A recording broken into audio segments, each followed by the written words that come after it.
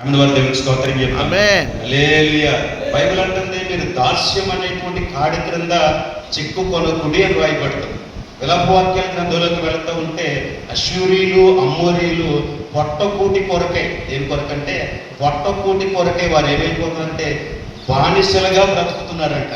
అంటే బైబిల్ ఏమని మాట్లాడుతుందంటే ఈ రోజున మనం మాట్లాడుకుంటే ఎందుకు ఇంత కష్టపడుతున్నాం, ఎందుకు ఇలా దొంగతనం చేస్తున్నాం, ఎందుకు ఈ వ్యభిచారం చేస్తున్నాం, ఎందుకు ఈ పాపం చేస్తున్నాం అని మాట్లాడేటువంటి ప్రతి ఒక్కరు కూడా పొట్ట కూటి కొరకండి. దేని కొరకంటే జానడు పొట్ట కొరకండి.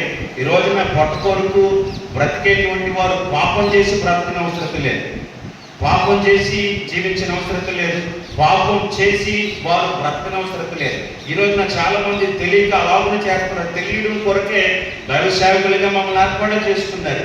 2025 సంవత్సరాల క్రిందట ప్రభు అయినటువంటి యేసుక్రీస్తు వారు ఈ లోకానికి వచ్చి ఆయన మనము పాపం అనేటువంటి కాడి క్రింద చెక్కబడకుండా ఆయన మన కొరకు తన స్వరక్తాన్ని ఇచ్చి మనందరినీ కొంటూ ఉన్నాడు. నమ్మబడి దేవునికి స్తోత్రం చెప్తాం. హల్లెలూయా. ఎగ్జాంపుల్ ఒక మాట చెప్తాను. పరిశుద్ధ బైబిల్ గ్రంథంలో నిర్గమాకాండంలో పట్టుకుంటే 430 సంవత్సరాల నుండి ఇశ్రాయేలీయుల ప్రజలు ఫరో బానిసత్వంలో బ్రతుకుతూ ఉన్నారు.